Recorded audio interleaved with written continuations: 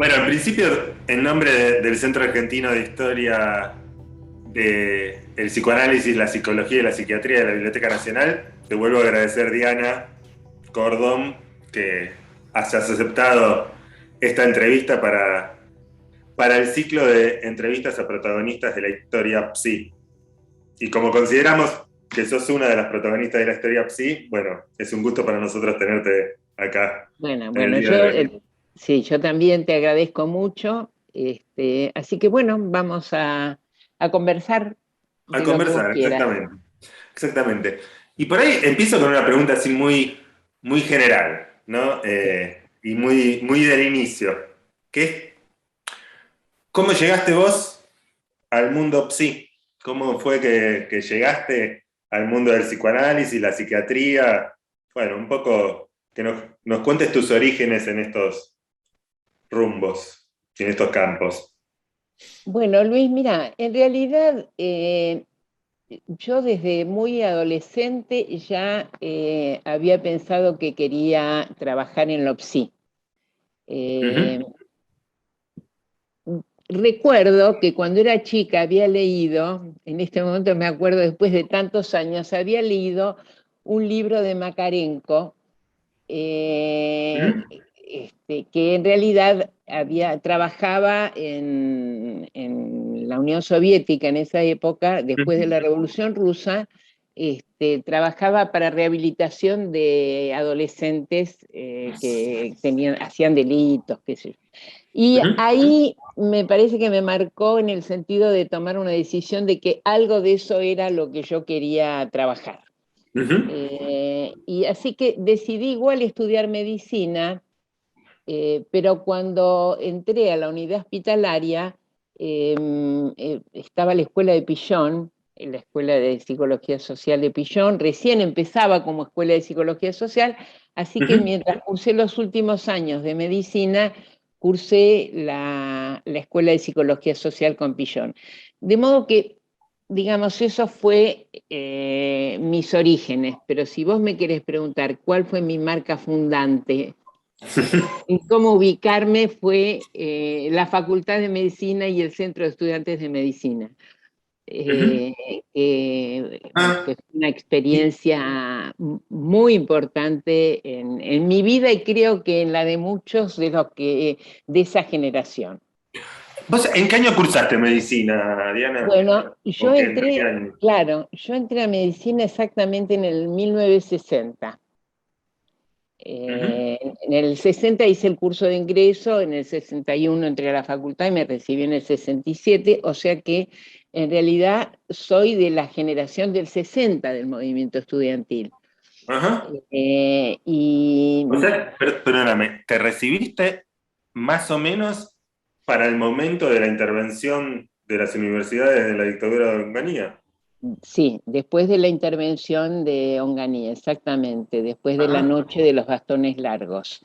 Ujú, Eh, en esa época yo ya cursaba en el hospital, porque después de tercer año de medicina cursás en el hospital y no en la sede de la facultad, pero por supuesto que viví digamos, la intervención en la universidad con la renuncia y el exilio de muchísimos docentes, especialmente de exactas, ujú. que renunciaron en ese momento, y la situación represiva, que por supuesto después de lo que pasó después con la dictadura, ha quedado como secundarizada, digamos, ¿no? Relativizado a posteriori. Exacto. Y Pero sí. te quería preguntar, ¿en qué sentido decís que te marcó esa experiencia de la facultad y del centro de estudiantes? Mira, me marcó muchísimo en este sentido. Yo te lo voy primero vos ten en cuenta que nosotros tuvimos la influencia enorme de lo que fue la Revolución Cubana Ujú, en el 59. ujú, Es decir, que eso nos marcó a miles y miles de jóvenes en toda América Latina. Fue ujú, una experiencia muy fuerte, como fue también muy importante y, digamos, estábamos muy identificados con la lucha por la liberación nacional de Argelia. ujú. Fueron hechos que ocurrieron en el mundo y en Latinoamérica, que a nosotros nos pegaron muy fuerte, a los jóvenes de esa época. Nosotros en la facultad teníamos siempre la idea de que había que estudiar. Es decir, que teníamos incluso una consigna que era estudio y lucha. Y creíamos siempre que todos los militantes, etcétera, teníamos que ser buenos estudiantes. De modo que, por ejemplo... No excluyentes, al contrario. Exactamente, exactamente. Incluso te digo que el sistema de unidad hospitalaria, que es la formación de los estudiantes de medicina en el hospital público, fue una propuesta que hicimos nosotros en Consejo Directivo de la Facultad. Mira. Se instaló la unidad hospitalaria porque hasta ese momento los médicos se recibían sin haber visto un paciente. Y a partir de esta propuesta nuestra se cursaban los 3 últimos años de la carrera en los distintos hospitales de la ciudad de Buenos Aires. Y en esa época nosotros teníamos como la propuesta de una medicina al servicio del pueblo. De modo que, por eso te digo que yo tengo como una marca fundante de una acción colectiva con la que me identifiqué. Desde tus inicios como estudiante. Como estudiante. Y ahí te quería preguntar, cuando vos decís nosotros, sí, ¿te referís, digamos, en un sentido amplio a tu generación o en un sentido particular a la agrupación o movimiento en el cual vos militabas, y en ese caso, cuál era en ese momento de tu época de estudiantes el movimiento en el cual militabas? Mira, primero te voy a decir, yo suelo hablar muy en nosotros. Y lo hago porque siempre pienso que cada uno tiene, por supuesto, la marca de lo propio. Y cada uno se ubica de acuerdo a su personalidad, sus expectativas de vida, etcétera, etcétera. Pero creo, por lo menos es mi caso, y lo pienso más en general, yo creo que uno es parte siempre de un colectivo, sea consciente o no de eso. Yo además, como siempre he trabajado con otros, muchas veces digo nosotros, porque siento siempre que la producción y que lo que poco o mucho que he podido hacer en la vida, lo he hecho siempre sintiéndome parte de un conjunto.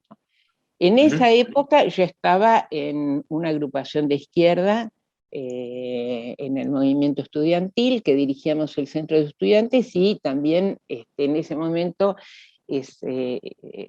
digamos, en esa época estaba especialmente la Federación Juvenil Comunista, dirigía el centro de estudiantes, y después yo hice un proceso en el cual fui parte de otra formación política, porque nos fuimos, pero fue cuando estaba terminando la facultad. Claro. Que formamos en ese momento, se formó el Partido Comunista Revolucionario y yo miembro del... Claro, o sea, en tus épocas de estudiante todavía dentro de la Juventud Comunista, vinculada con el PC, y más adelante diste un paso hacia el PCR. Exactamente, exactamente. Y para ubicarme, digamos, en lo que sería mi ubicación política, pero lo que quiero decirte es que en esa época, a veces a mí mis hijas incluso me dicen, mamá, ¿cómo sos de tenaz? ¿Qué sé yo? Y yo le digo, porque yo tuve una época como joven, que fue un periodo, la verdad es que fue un periodo privilegiado, ¿me entendés? Que no es que me marcó a mí, éramos miles de jóvenes, ¿me entendés? En la vida universitaria, una vida muy rica. Por eso yo recupero esa experiencia como una experiencia que marcó mi vida, y te digo la de muchísima gente. Porque no era de un grupo, ¿viste? Ahora vos a veces ves que hay un activo estudiantil que muchas veces puede ser más pequeño, etc. En esa época los jóvenes estábamos conmocionados por lo que pasaba y queríamos cambiar el mundo, así como te lo digo. Y Sí, por ahí. además, pero a mí me gustaba mucho la profesión.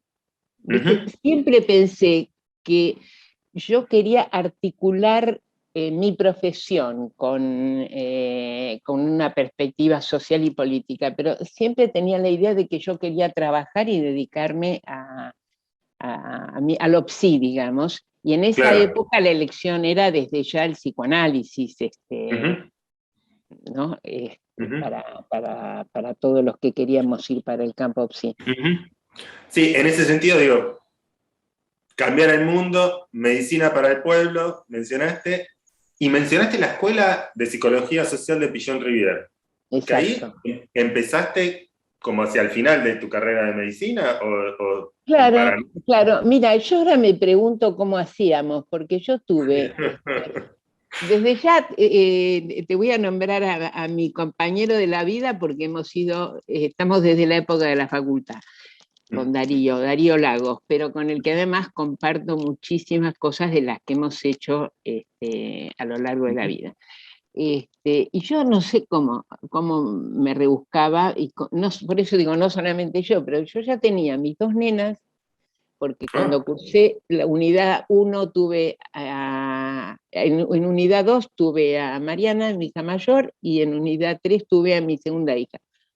Y cursaba la unidad y efectivamente hice la escuela de Pillón, que fue una experiencia hermosa haber podido conocer a Pillón, además, ujú, haberlo podido escuchar, bueno, a Pillón, también fue muy fuerte y creo que en lo que más me marcó es en la idea de trabajar con grupos, que ujú, yo hasta el día de hoy trabajo mucho con grupos y parejas, ujú, tanto que estoy en la Asociación de Psicología y Psicoterapia de Grupos, digamos, ¿no? ujú, Que trabajamos con psicoanálisis vincular. ujú. Este, Sí, esa parece ser una marca, bueno, lo venís subrayando, ¿no? La pertenencia a colectivos y a grupos, e incluso eso aplicado a la modalidad de trabajo dentro del campo PSI. Exactamente. Ahí te quería preguntar, porque estuvimos hablando recién de los 60, ¿no? Y de tu época de estudiante y del contacto con la medicina, la psiquiatría, el psicoanálisis, ¿no? Pero cuando te recibiste, después, ¿a dónde fuiste? ¿Cómo seguiste formándote? Sí, cuando ¿Te me recibiste en recibí, médica? por supuesto, hospital. En esa época, Goldenberg, Mauricio Ujú. Goldenberg, que bueno, lo debes ubicar, Sí, sí. había promovido la aparición de los servicios de psicopatología en el Hospital General. Ujú, Y bueno, y yo empecé a ir a Lanús. ujú. Ahí también hice una experiencia, estaba en el equipo de adolescentes, Ah, eh, mira. y sí, el jefe era Fernández Muján, y bueno, hice una experiencia hermosa de aprendizaje en el Lanús, con la expectativa, a su vez, de estudiar psicoanálisis. Hasta ahí mi idea era cómo voy a hacer para entrar a la APA con lo cara que es. Este, pero después pasaron muchas cosas ahí en el camino que cambiaron ese rumbo, digamos, no estudiar psicoanálisis que estudié, sino la idea de entrar a la APA. Claro. Eh, pero digamos, en esa época, justamente, digamos, el Lanús era un lugar de un inmenso aprendizaje. Este, ¿Vos hiciste toda tu residencia ahí? no, yo fui No. directamente como concurrente, porque no Ajá. podía hacer la residencia porque tenía las nenas chiquitas, Ah, este, claro. muy chiquitas. Entonces fui como concurrente, pero estuve varios años como concurrente en el Lanús. Ujú. Este, ¿Y Tengo una qué? experiencia muy linda con Mauricio Goldenberg, que te la cuento ahora, pero eh, yo me acuerdo que Mauricio hacía asambleas él convocaba Ujú, cada tanto asambleas en el servicio, íbamos todos. ujú, Era un servicio que éramos muchísimos, ¿no? Porque, digamos, estaba abierto y muchísima gente queríamos ir a formarnos en el Lanús, ¿no? ujú, Entonces, este, en esa asamblea yo recuerdo que con un esfuerzo terrible, porque me costaba, no te podés imaginar, que cuando Mauricio planteaba temas, digamos, y se discutía, tenía un ascendiente sobre nosotros y sobre mí también, porque yo le tenía una admiración, un respeto, cariño, todo, ¿no? Pero yo me acuerdo que levantaba la mano y con un esfuerzo enorme le discutía, sería con mi compromiso militante, no sé qué. Y por supuesto, él me, este, me contestaba y por supuesto me dejaba planchada, como uno podría decir, porque efectivamente me contestaba bien y me resolvía a su favor totalmente. Ni sé qué le discutía, pero recuerdo varias oportunidades de haber hecho eso. Yo y otro colega, que no doy el nombre por si él no, porque él no lo quiere No quiere recordar. participar del recuerdo. Claro. Bueno, entonces pasó la dictadura y tiempo después yo estoy en mi consultorio, suena el teléfono, atiendo el teléfono, Mauricio Goldenberg. Yo creí que me agarraba un infarto. Bueno, vino a mi consultorio y vos sabés que él tenía un hijo desaparecido, en fin. Y entonces me vino a ver y me dijo que quería, qué sé yo, que quería agradecerme lo que había hecho, no sé, algo de... Fue un encuentro para mí emocionante, muy, muy fuerte, me dio una emoción bárbara. Y entonces yo le dije, Mauricio, pero usted lo que no sabe es que cuando yo era chica, él dice, no, me acuerdo perfectamente, dice que vos levantabas la mano. Tenía bien ubicada quién era la que discutía. Sí, sí. Sí. Así que bueno, estuve en el Lanús varios años, y de paso aprovecho, mira, primero voy a aprovechar para decirte que justo hoy tenemos esta entrevista y hoy es el Día del Detenido, el Día Internacional del Detenido Desaparecido. Ah, Lo cual me impactó, te digo la verdad, porque yo no me acordaba y de golpe empecé a sí. recibir y bueno, y así que bueno, lo quería mencionar, pero yo quiero mencionarte a Marta Brea, porque era una compañera mía, que las dos hacíamos admisión juntas en adolescentes. Yo, como me había recibido de médica, no sabía nada de psicología, y ella, como era psicóloga, tenía poca experiencia. Entre las dos hacíamos una. Porque yo hacía me enganchaba con los pacientes y ella tenía idea de psicología que yo en esa época todavía recién empezaba. Bueno, aprovecho para mencionarla porque Marta fue detenida, Sí, desaparecida. sí, sí, sí. Y, Y recordaba eso. Lo que no recordaba también es el azar de la fecha. Pero bueno, por ahí claro, viene el cuento sí, de alguna de las cosas de las que vamos a hablar seguramente. sí, sí. Te quería preguntar, antes de meternos por ahí en la etapa de la dictadura, si vos recordás hasta qué momento estuviste en el Lanús y después hacia dónde fuiste. Bueno. Sí, mira, en el Lanús estuve hasta el año 74, Ujú, que nació mi tercer hijo, Leandro, y ujú. me pasé al Pirovano, que quedó porque estuve poco tiempo, porque, Ah, fue intervenido. claro, exactamente. Pero sí te quería mencionar que en ese periodo hubo una experiencia Mm, viste que es como, uno tiene mojones, épocas en la vida que vos miras de conjunto, como te digo, en el movimiento estudiantil. Bueno, ujú, en esa época hubo un fenómeno que vos debés conocer, pero que quiero mencionarlo, porque también fue otro aspecto que marcó también ujú, una etapa muy importante de mi vida. Se había producido en el gobierno de Onganía el cordobazo, el ujú, rosariazo, tucumanazo, pero el cordobazo fue prácticamente un movimiento insurreccional, digamos, ujú. impresionante. Y se había producido el Mayo francés. Ujú. Eh, estos hechos, más todavía la influencia que yo te decía de los fenómenos de la década del 60, etcétera, tuvieron una influencia muy grande en el campo psi, muy grande.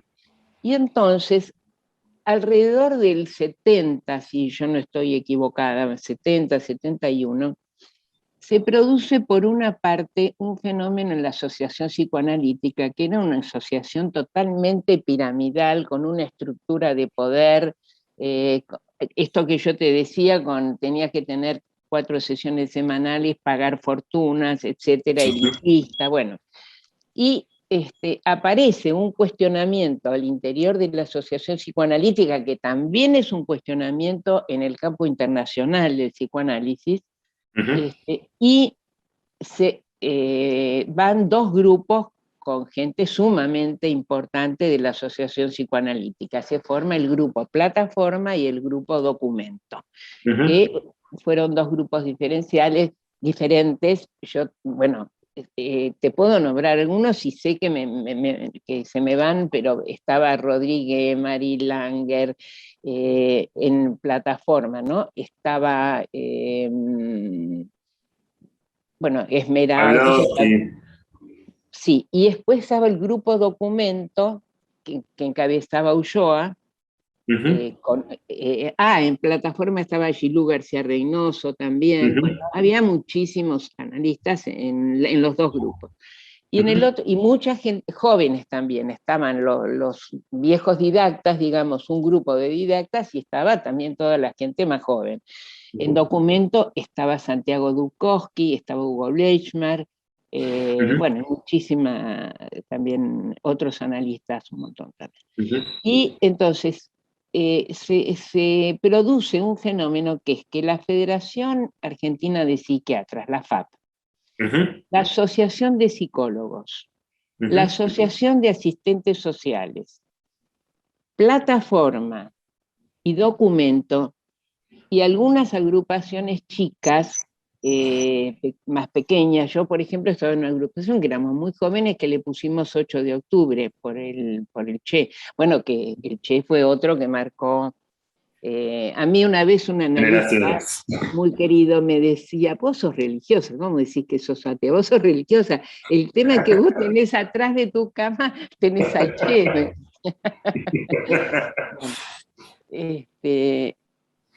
Disculpame que meta estas anécdotas, pero qué sé yo. No, me parece perfecto. Me parece perfecto. Iluminan bien una época también, ¿no? Como claro, vos decís, tu recorrido personal y tus marcas personales, pero también las de una generación, claro, o de varias. Claro. Exacto. Bueno, ahí se forma la Coordinadora de Trabajadores de Salud Mental, que, como ves, ya asumíamos la nominación de trabajadores de salud mental, y eso implicaba un posicionamiento. Hicimos una experiencia, digamos, que planteaba la articulación entre lo social, lo político y el psicoanálisis y las instituciones. Y formamos el Centro de Docencia e Investigación, que fue el mecanismo de la coordinadora, el mecanismo de toma de decisiones, era asambleario. Pero yo te digo que éramos miles, los que participamos en la coordinadora, y había un mecanismo de asamblea para tomar las decisiones, de un funcionamiento democrático realmente muy democrático. Esta experiencia duró pocos años, lamentablemente, porque después vino y hubo una intervención teníamos una casa de Entames, digamos, se había alquilado o comprado, no me acuerdo, una casa muy grande y gigante, digamos. Y el Centro de Docencia e Investigación tenía 3 áreas. Una era el área de filosofía. Y en filosofía, en esa época, era marxismo. Pero había básicamente 2 orientaciones que, si vos te fijas de alguna manera, hasta el día de hoy, yo siempre pienso que hay era Althusser y el estructuralismo, por un lado, y Gramsci y el materialismo histórico, con predominancia de una visión historicista de Gramsci. Y todos teníamos que cursar filosofía. La otra, ¿podían elegir? Sí, claro. elegíamos a cuál íbamos y había debates Ajá, fenomenales, digamos, me eh, imagino. sí, sí, había debates y aparte estudiábamos mucho, ¿me entendés? No es Ujú, que, porque nos interesaba investigar, había como una inclinación a estudiar, a investigar, ¿me entendés? El compromiso no era simplemente el compromiso, no simplemente, porque no es simplemente político, pero sino que además había como un ansia de estudiar, de investigar, ¿viste? En esto que yo te digo, ujú, cambiar el mundo era investigar. Y después teníamos el área de psicoanálisis, que entre otros estaba Rafael Paz, ujú, Santiago Dukowski y Hugo Bleichmer. ujú, Hugo daba psicopatología y Rafael y Santiago Ducoschi daban, cada uno tenía psicoanálisis, formación en psicoanálisis general. Teníamos que cursar psicoanálisis y psicopatología. En ese curso, recuerdo siempre, para mí hay un libro de Hugo Bleichmer que es una joyita, que se ujú, llama La depresión, un estudio psicoanalítico, ujú. que es una hermosura de libro. Bueno, ese libro es el producto de un año de cursada con Hugo en el Centro de Docencia e Investigación. Después el otro libro es sobre perversiones, el siguiente que fue el segundo año, en fin. Y Ujú. después había un tercer área en el Centro de Docencia e Investigación que era instituciones, en la cual, digamos, trabajábamos sobre las prácticas institucionales que hacíamos. Ujú. Bueno, y el Centro de Docencia e Investigación nos nucleó a muchísimos de nosotros, Sí, y duró hasta que vino la debacle. Todo empezó, digamos, aparecieron las 3A y las demás bandas fascistas, etcétera, y comenzó el exilio de muchos. Este, bueno, Antes de llegar ahí, de hacerte preguntas también sobre eso, quería detenerme un poco en dos preguntas por ahí. Por un lado, si la coordinadora de trabajadores de salud mental y el Centro de Docencia e Investigación tenían como una copertenencia orgánica o eran como dos áreas con la misma gente pero en paralelo. no, no, no, no. El Centro de Docencia e Investigación fue una construcción de la De la Coordinadora coordinadora. de Trabajadores de Salud Mental y discutíamos en la asamblea cómo iba a ser el Centro de Docencia e Investigación. Ah, No me preguntes cómo hacíamos pero viste que cada sí, sí, corriente sí, tiene sus portavoces, por decirlo de alguna manera, claro. pero la Bueno, mecánica, así que fue un producto de la coordinadora, el y en centro. ese sentido también te quería preguntar, porque así como dijiste que por ahí en el área de filosofía había como dos grandes orientaciones marxistas, ¿no? Una más ligada con la lectura de Althusser, la otra con la de Gramsci. En psicoanálisis, a principios de los 70, ¿no? Que era como un momento de, bueno, donde estaba Plataforma y Documento por un lado, donde estaba la La tradición de la APA, tradición psicoanalítica claro, argentina, por supuesto, y al mismo tiempo habían empezado a aparecer las lecturas Lacan, lacanianas. claro. ¿Cuáles eran las lecturas y qué se discutía en esas áreas del mundo Bueno, psi sí, dentro bueno, de... efectivamente empiezan a aparecer, aparece más Sota, aparece, yo no soy lacaniana, pero recuerdo perfectamente, digamos que aparece Germán García, aparece, no me sale ahora el nombre del filósofo que, Carreta. Ciarreta. Bueno, Ciarreta era el que daba Althusser. Ujú, Y van apareciendo las corrientes lacanianas, eh, y la gente de lo que se llamó la clínica Díaz Vélez, ujú. Sí, eh, ellos que estaban en el Centro de Docencia e Investigación, ajá. empiezan se van teniendo formación lacaniana, Sí, también sí. Isidoro Beck, Chamorro, Cosentino, Isidoro, ¿no? Chamorro, todos ellos, sí. Y que formaban parte también del Centro de Docencia e Investigación. Todos estábamos en esa época ahí. Después hay Claro, desglosamientos, digamos, ¿no? claro, claro, claro. Pero recuerdo, por ejemplo, perfectamente un debate entre Gilú García Reynoso, por ejemplo, Ujú, y creo que era Isidoro Beck y Fito Berenstein. Sí, ujú. Fito Berenstein. que era un debate entre Lacan y Gilou, que era más psicoanálisis más clásico, llamémosle, ¿no? Pero digamos que, bueno, así que esto va apareciendo la corriente lacaniana, pero no con la potencia que tuvo después, digamos, ¿no? Que después Sí, y al mismo fue tiempo, me prácticamente imagino. hegemónica en el campo del psicoanálisis durante muchos años, ¿no? Sí, pero En digo, esa época, perdón, lo que tenía mucha influencia anteriormente había sido el psicoanálisis kleniano. ujú, sí, sí, por supuesto. Sí. No, pero te lo preguntaba también porque, bueno, por ahí fue más claro que en otro momento, vamos a decir así, los caminos se bifurcaron, ¿no? Y los lacanianos estaban por un lado, Se multifurcaron. se multifurcaron, es verdad, se multifurcaron. Pero ese lugar y ese momento histórico también parecía ser un momento en donde podían convivir, discutiendo seguramente, peleándose, pero diferentes orientaciones dentro del psicoanálisis, diferentes orientaciones dentro del marxismo y al mismo tiempo compartiendo alguna idea de una relación entre el campo psi y la política y lo Y social, lo ¿no? social y lo político. Y efectivamente, si, digamos, efectivamente había mucho respeto, había las discusiones que eran, pero fenomenales. Yo te digo que incluso yo era muy joven todavía en esa época, participaba como muchos, pero había discusiones muy fuertes, pero sin embargo estábamos todos, digamos, en general teníamos hasta diferencias políticas también, Uh pero -huh. en un clima profundo de respeto, de reconocimiento y de saber que teníamos que transitar un camino juntos porque había cuestiones fundamentales que compartíamos. Uh -huh. Entonces, en ese sentido, por eso digo, las discusiones eran enormes.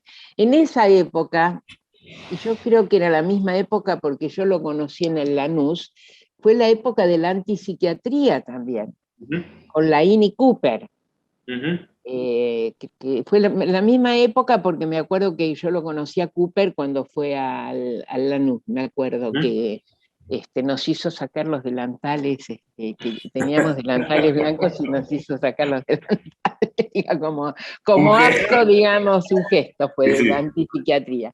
Es decir, que también estaba la influencia de la corriente de la antipsiquiatría también, Uh -huh. pero efectivamente, a pesar de todas las diferencias que teníamos, había respeto y la idea de que había algunas cuestiones de fondo que compartíamos. Después, con los años, las diferencias en el campo, en realidad, me adelanto, pero quiero decirte, producida la dictadura, que Uh empezaron -huh. pequeñas grupos, que todos empezamos en pequeños grupos porque las grandes no se podía, Uh -huh. ahí ya los enfrentamientos, no por política, sino por psicoanálisis, eran más fuertes, digamos, Uh ¿no? -huh. Yo, por ejemplo, me acuerdo que como no era lacaniana, tenía un gran amigo, me decía, no, vos sos muy buena terapeuta, pero no digas que sos psicoanalista. Y Ya, yo como, y yo me cuestionaba, ¿viste? Tenía siempre una sensación de, no era fácil, digamos, en uh-huh. ese periodo no ser lacaniano no era fácil porque digamos, tuvo Hacia fines una, de los 70 decís, fines de los 70 y los 80, digamos, y ¿no? los 80. Sí, los Uh-huh. 80, sí, sí, Uh-huh. sí. Uh-huh. Vos ahí señalaste algo, bueno, obviamente está sobre el telón de fondo la cuestión de la dictadura, pero empezaste a señalar antes incluso que habían empezado exilios, ¿no? Y Sí, por ahí un poco te quería preguntar un poco sobre sí. eso, digamos. Mencionaste el 74, la AAA. Bueno, por un lado, digamos, cómo vivieron de algún modo ese avance de la AAA y posteriormente la llegada de la dictadura. Y bueno, ¿qué pensás vos de los exilios o cómo vivieron eso? Y en todo caso, ¿por qué vos no te exiliaste? Bien, pero mira, te quiero decir algo antes de olvidarme, Ujú, por lo que te comentaba que yo trabajo con grupos y demás. En esa época ujú, también había un enorme desarrollo de las prácticas grupales, ujú, en el campo del psicoanálisis y fuera del campo del psicoanálisis. Eso, así como te dije en la antipsiquiatría, las prácticas grupales, prácticas y teorías en el 54, un grupo de psicoanalistas de APA, que APA no les permitía, entre ellos Gilú García Reynoso, Rodríguez, Marilange, Greenberg, ellos forman la Asociación de Psicología y Psicoterapia del Grupo porque APA no aceptaba lo grupal como corriente psicoanalítica. ujú, Y después en los 60, 70 tuvo un desarrollo enorme que todo eso vino la dictadura y quedó completamente, no quiero usar el término, eh, quedó como borrado, por decirlo de alguna ujú, manera, ¿no? Bueno, ahora me ujú, preguntabas lo del exilio y demás. ujú, Eh, digamos, en esos años también hubo, sobre todo sobre el final, hubo también diferencias políticas dentro del campo PSI, digamos, porque ujú, había distintas orientaciones, ujú, eh, todas, por decirte de alguna manera, o por izquierda o nacional y popular, pero ni siquiera se llamaba nacional y popular en esa época, claro. ¿no? Eh, Peronistas, ¿eh? peronistas podríamos decir. Bueno, sí, estaban los montoneros, bueno, había muchísimas Ujú, orientaciones distintas. ujú, Y bueno, ahí hubo algunos psicoanalistas que fueron amenazados y se veía venir el golpe. ujú. Yo estaba en esa época, ya estaba en el PCR, nosotros CR. planteamos ahí el tema del golpe de Estado.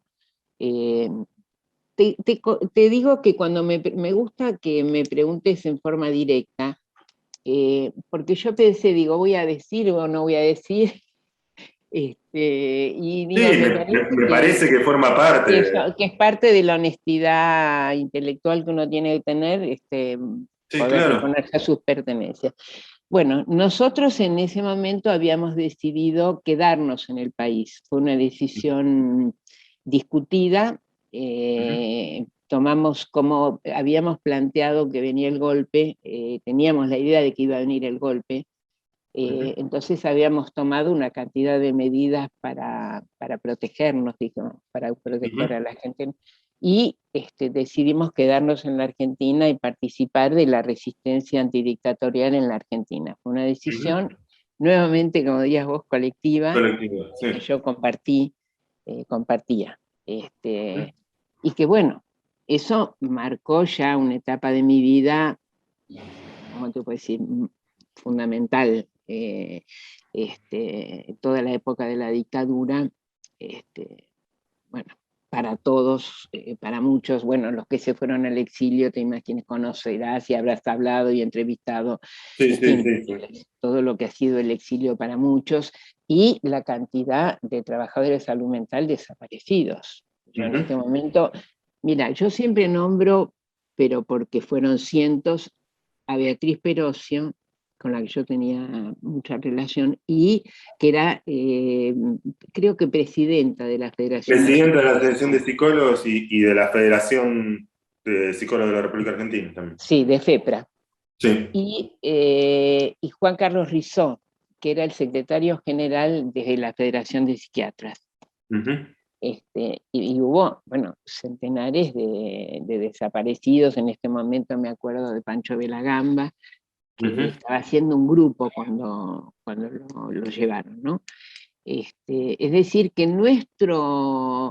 esto que yo te digo, que nuestro gremio, llamémosle, sí. había estado muy convulsionado y comprometido, etcétera, se expresó después en las cosas que ocurrieron. Ujú, Eh, entonces, bueno, ahí yo decidí con Darío y con mi grupo de políticos de pertenencia, decidimos quedarnos.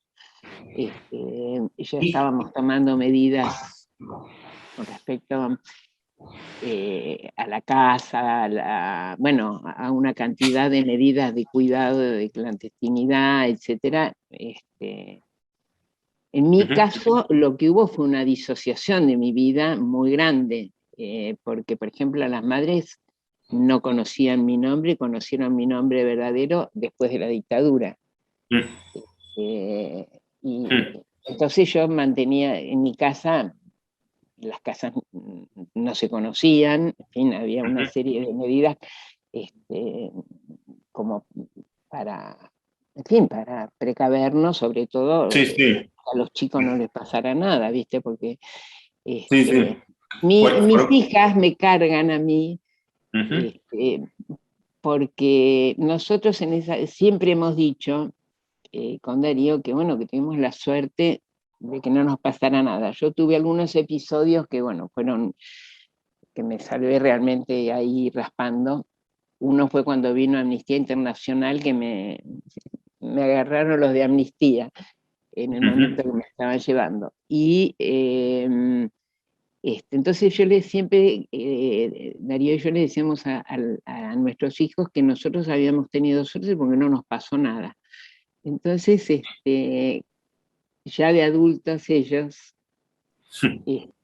contaban que, bueno, que ellas también, las chicas, y mi hijo era el más chiquito, ¿no? El menor, que, digamos, nos mudamos como 8 veces, contaban las cosas, pero no nos pasó nada. Claro, claro. Según nosotros no nos Esa pasó nada nada. que les pasó incluía muchas cosas. Ha sido hablada mucho tiempo después con nuestros hijos adultos sobre esas cosas. Y uno de los síntomas que todos nos quedamos es que cada vez que uno iba a hacer un trámite, pero te estoy hablando a posteriori, muchos años después, un día mi hijo, por ejemplo, excursaba en el en el Pellegrini, ¿no? Pero no sé que había tenido que ir a hacer un trámite para anotarse de algo, y ya era mucho después de la dictadura, y llama por teléfono a casa desesperado y me dice, mamá, dice, di la dirección de casa.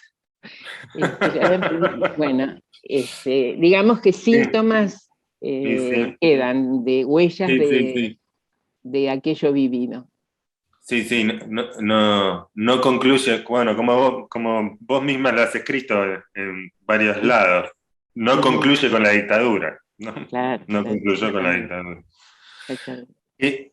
Pero te quería preguntar ahí, por ese periodo, digamos, desde que empieza la represión política, la AAA primero, bueno, después el golpe de Estado, y hasta el momento que después no me quiero detener un poco más en profundidad, ¿no? Hasta el momento que ingresás a Madres, eh, ¿cómo fue la resistencia? Digamos, en términos, digamos, si querés militantes, pero también en términos del campo psi. ¿Cómo llevaste a cabo tu actividad de trabajadora de la salud mental en esos momentos y de militante antes de llegar a la Asociación de Madres de Plaza de Mayo? Bueno, que todavía no era la Asociación de Madres de Plaza de Mayo. Claro, todavía no eran. No, no. Mira, el tema es así, viste lo que yo te dije, que yo tengo algo vocacional muy fuerte, o sea que por una parte ya no estaba en el hospital, para mí fue una pérdida muy grande el tema hospitalario, viste, porque yo tenía, qué sé yo, si vos me hubieras preguntado unos años antes, tenía expectativas de trabajo prolongado en el hospital público, digamos, ¿no? Este, Así que me pasó a mí y nos pasó a muchos que, digamos, quedamos más bien en pequeños grupos. Yo participé de una institución que formamos que se llamaba CAFIP, que, que, bueno, que armamos, había muchos grupos, eso creo que por ahí lo conocés, viste, que eran Claro, pequeños grupos. de este, diversificar. que estudiábamos, que dábamos clase, etcétera, etcétera. Y mira, me acuerdo que era ya bastante avanzada la dictadura, pero yo muchas veces, la verdad que no me acuerdo cómo fue, pero me habían invitado del Álvarez a dar un curso sobre grupos. Y tuvimos que poner en el título que era un curso de psicopatología. Yo había dado uno de psicopatología antes y después me pidieron que diera algo sobre grupos y tuvimos que poner que era un curso de psicopatología. O sea, ocultar la referencia a los grupos. Sí, la referencia a lo grupal ocultada. Así que estábamos en pequeños capillas, llamémosle. Sí. Sí. ¿Y vos seguías ejerciendo la práctica Sí, grupal? Sí, sí, y vos sabés que yo trabajaba en coterapia con Lucila Edelman, que junto con Darío, digamos, los tres, digamos, hemos trabajado siempre juntos, ¿no? Y teníamos con ella el consultorio y hacíamos coterapia. Y muchos años después, una paciente de un grupo dijo que ella, cuando iba al grupo, no lo dijo durante todo el tiempo, cuando iba al grupo tenía miedo que pasara algo. Así que hacía grupos y hacía, por supuesto, individual. En esa época no hacía pareja, así que trabajaba con terapia individual y tenía como, digamos, teníamos la vida muy escindida, ¿me entendés? Es decir, yo por un lado trabajaba en la profesión, estaba en el CAFIP, tenía mi consultorio, tenía mi familia, estaba en la... Como, como era en esa época, digamos, después corrió mucho agua bajo el puente en el tema de género, pero siempre las mujeres teníamos culpa de las de trabajar y de dejar a los chicos. Entonces yo, para compensar, estaba en la cooperadora de la escuela.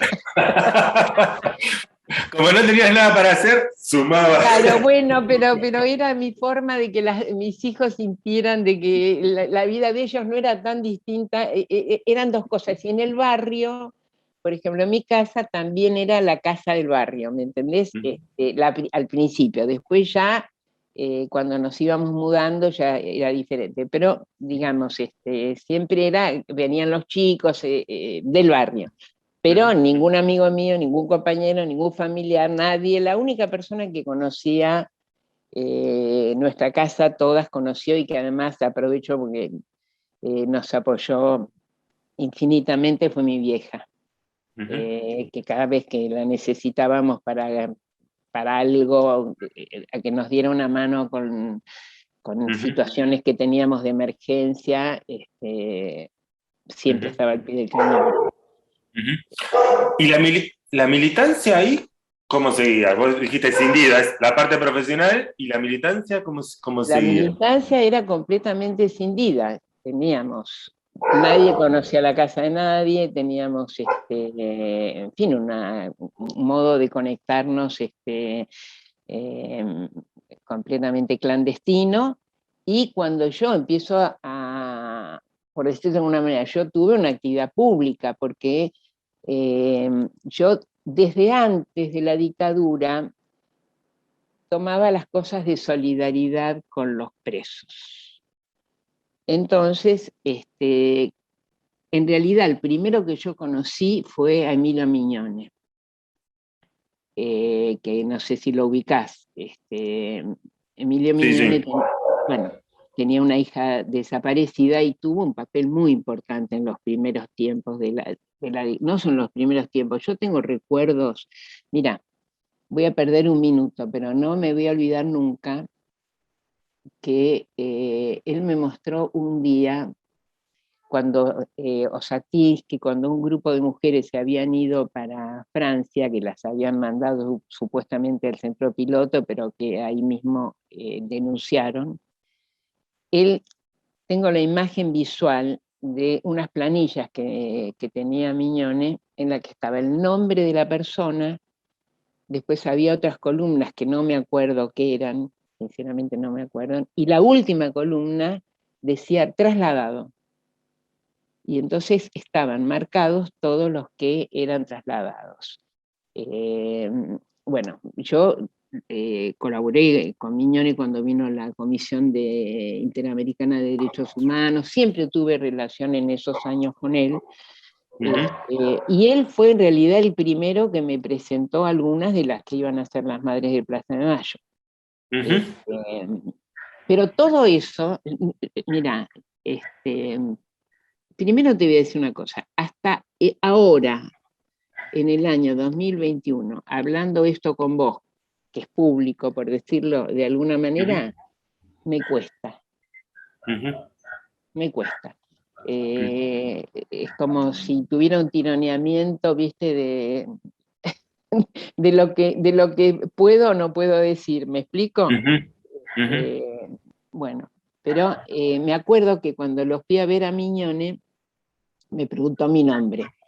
Entonces, yo había tomado un nombre que era en recuerdo de una amiga que había fallecido cuando estaba por tener familia y que yo le quería mucho.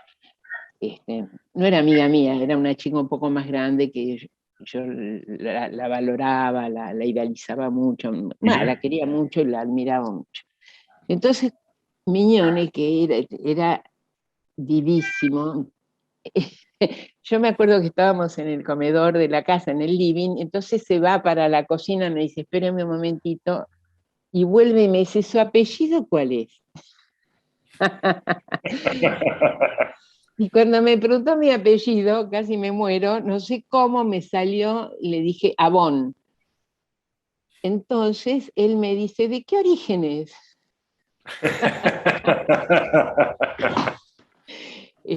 Como hubiera dicho mi vieja, cuando vos vas yo vengo, digamos, ¿no? Claro.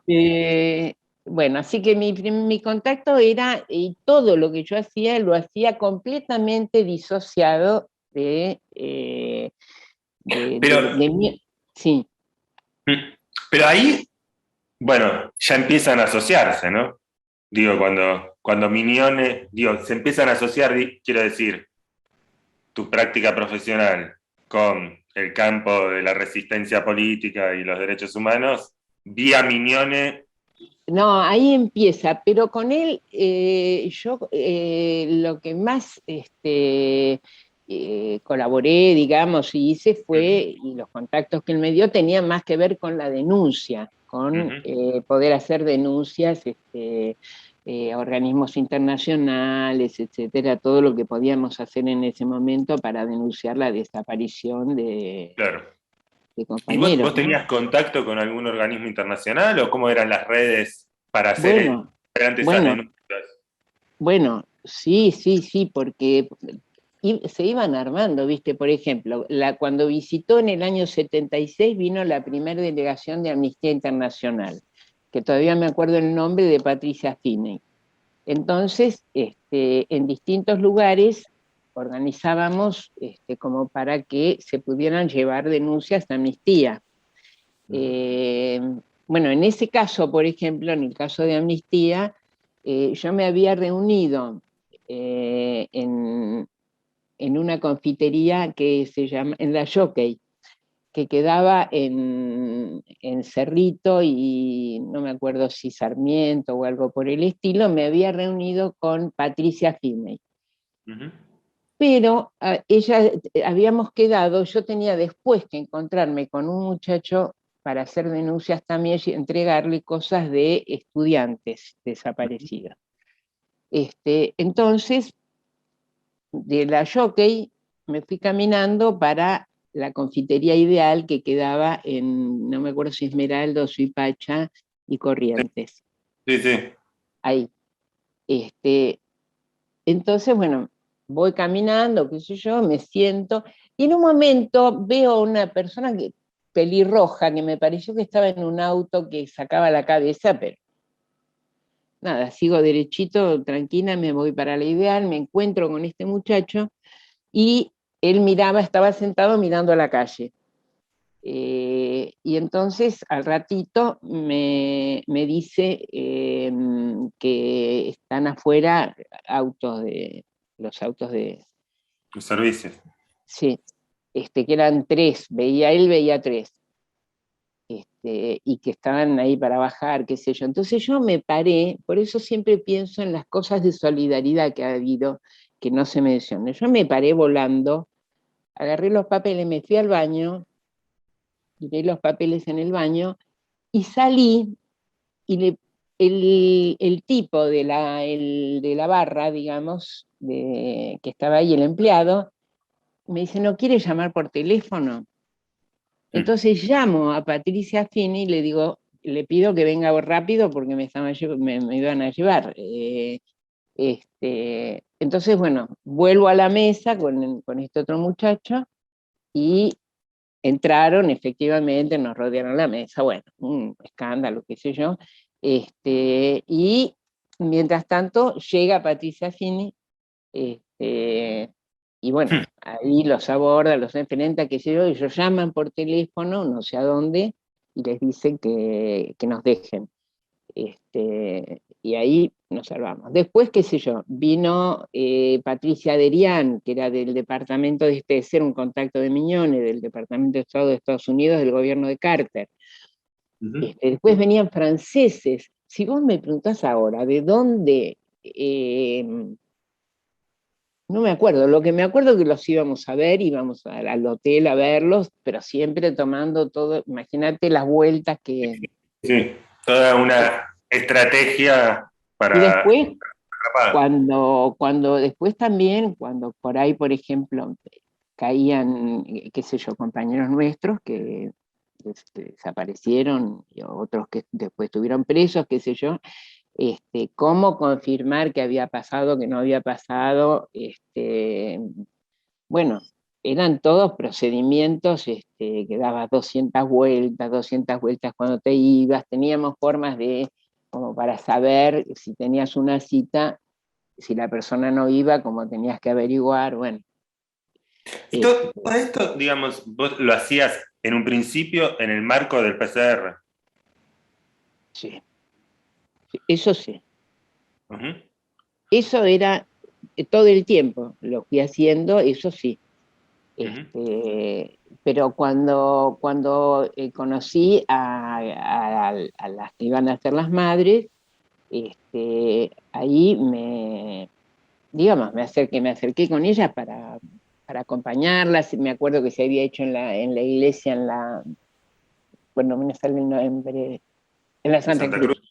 En la Santa Cruz, que había habido eso fue a principios del 77, hubo una reunión inmensa, no en la iglesia, sino atrás, digamos, bueno, no me sale ahora cómo se dice el lugar, que es atrás de la iglesia Santa Cruz, que fue una reunión muy grande, en la que estaba Augusto, ahí lo conocí Augusto Conte MacDonald, estaba Westerkamp, bueno, ellos formaron junto con Miñón el CELS, Ujú, eh, ellos fueron los fundadores del CELS, estaba ujú. el rabino Marshall Meyer, bueno, había muchísima gente y ahí conocí también a otras nuevas, a otras mujeres, digamos, que, bueno, después fueron las madres, pero ya fui estableciendo una relación personal que era política, te quiero decir, era de solidaridad, no era profesional todavía. Ujú. Y ellas no sabían tampoco cuál era mi profesión ni nada al principio, hasta que, bueno, fuimos armando el vínculo y qué sé yo, se formaron las madres, bueno, armamos un vínculo muy, ¿Y muy entrañable. cuándo, si bien entiendo que ahí una cosa no excluyó la otra, ¿no? Pero ¿cuándo se dio el paso y cómo se dio el paso entre el acompañamiento y la solidaridad y el establecimiento de algunas prácticas más, sí, si se quiere? Mirá, sí, sí, yo lo tengo muy claro eso, porque ahí, en un tiempo, finalmente, ponele que yo no sé cuántos meses, pero ya supieron cuál era mi profesión. Ujú, Entonces, me acuerdo la primer madre que me pidieron que atendiera. ujú, Eh, Primero, ellas no tenían un lugar, así que era a donde fuere, porque yo a mi consultorio no iba con ellas, ¿me entendés? Porque era la forma que yo tenía de separar. ujú, Bueno, y después ellas tuvieron, que para mí es un recuerdo muy entrañable, un departamento en la calle Uruguay, ujú. que era un departamento chiquito, de, tenía dos ambientes, no, tres ambientes, y tenía un vestidor. Entonces ellas en el vestidor instalaron mi consultorio. Y entonces recuerdo bien las primeras madres que me pidieron que atendiera. Después yo nunca hice niños, pero el tema de la información a los chicos era un tema fundamental, así que tuve muchas entrevistas para ayudar a informar a los chicos, etcétera. Y bueno, cuando ya eh, la situación era que la necesidad era muy grande, ¿viste? A pesar de lo que siempre nosotros decimos, es que no eran pacientes, o algunos eran pacientes, pero que nosotros nunca tomamos el tema como un problema de patología, Ujú, el tema de la desaparición, aunque fuera una situación traumática. ujú. Pero era una situación traumática, pero siempre planteábamos que eran personas que tenían que hacer un duelo, bueno, las características que tenían que hacer, etcétera. Ujú. Y entonces, bueno, ya después de un buen tiempo, yo siempre hablaba por supuesto, con Darío Lagos y con Lucila Edelman, hablaba todas estas cosas y también en ese momento pensamos la posibilidad para que yo también, porque ya las necesidades eran mayores, de armar un equipo, digamos. Entonces yo hablé con las madres y les dije, mire, me parece que, que hace falta, qué sé yo, bla, bla, bla. Bueno, hablamos y siempre me acuerdo que ve que siempre fue muy operativa. Una de las ideas que habíamos tenido era hacer grupos. Ujú. Habíamos pensado en llamar los grupos de orientación y los llamamos grupos de orientación, que hoy no los llamaría así, pero en ese momento los llamamos grupos de orientación. Y entonces le propusimos hacer los grupos para trabajar el tema en primer lugar sobre la información a los chicos. Ujú. Este, un tema muy importante. Entonces, antes de que yo tuviera tiempo de nada, me dijo, bueno, ¿cuándo empiezan? ¿Cuándo es la primera reunión? ¿Cuándo es la primera reunión? Bien. Y así que ahí empezamos con el equipo. Estuvo también Elena Nicoletti, Mm. que es una compañera amiga, y que es lacaniana, justamente Elena, y Esther Candel, fuimos el primer grupito que ahí los convoqué. ¿Y vos, de dónde bueno, a Darío Lagos y a Lucila entiendo que ya los conocías muchísimo de antes, pero después a los otros integrantes, ¿de dónde los fuiste convocando? ¿Cómo pensaron? No, no, no. En este primer grupo la convoqué a Elena, con la que yo tenía relación personal y política, y Esther Candel eran los que yo conocía que, digamos, que sabía que se podían animar, Claro, y, ¿no? Así animar que, y confiar, ¿no? Como sí. animar y confiar, me imagino que eran dos ítems No, difíciles. sí, sí, sí, sí, sí, sí. Ahí la primer cuestión, viste, en el trabajo con las madres siempre es el tema con todos, el tema de la confianza es un tema clave, digamos, para poder trabajar. Y bueno, y así que armamos el equipo y empezamos, bueno, empezamos a atender a todos los que le hacía falta, que necesitaban, y empezamos a hacer los grupos.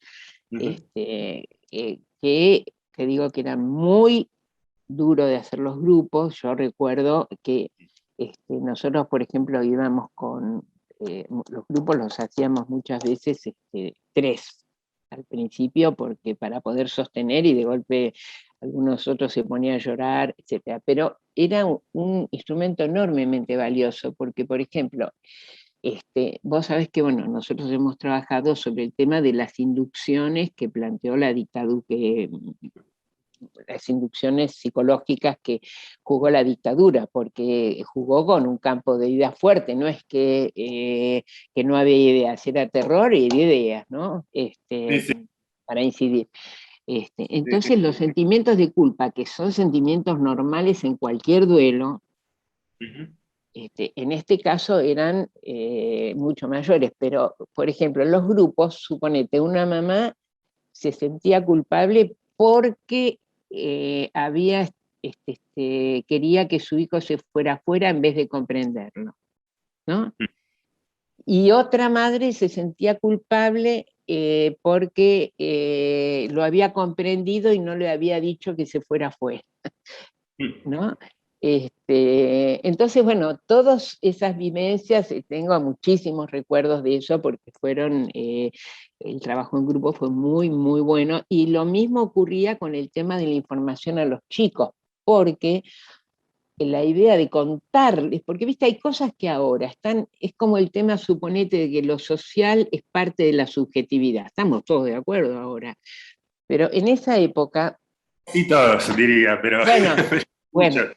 muchos, muchos, ¿no? Muchos, por lo menos no suena, no, no suena mal, digamos, digamos, En esa época no era tan así, decís. no era tan así, no era tan así. Y había una gran discusión en el campo PSI sobre el problema del duelo y Ujú, de que había que dar por muertos a los desaparecidos. ujú, Esto es todo un tema para el OPSI muy importante, porque fue un debate muy grande en nuestro campo.